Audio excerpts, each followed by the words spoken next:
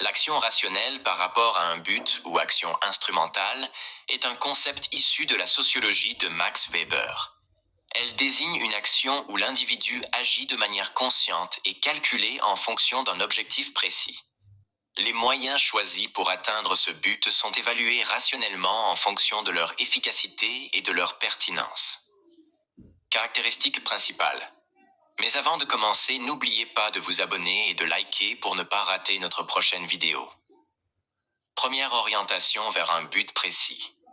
L'action est motivée par la volonté d'atteindre un objectif clairement défini. Deuxième rationalité des moyens. Les moyens utilisés sont choisis après une évaluation rationnelle de leur efficacité et de leur coût. Troisième. Conséquences prévues. L'acteur anticipe les résultats de son action et agit en fonction des conséquences attendues. Quatrième. Adaptation au contexte. Les actions sont ajustées en fonction des contraintes externes et des opportunités disponibles. Exemple.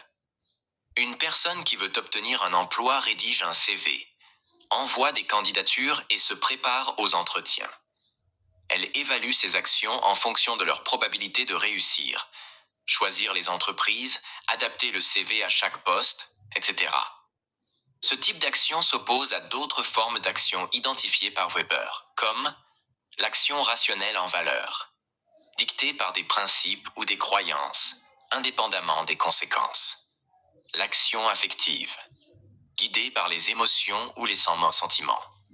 L'action traditionnelle, dictée par les habitudes ou les coutumes.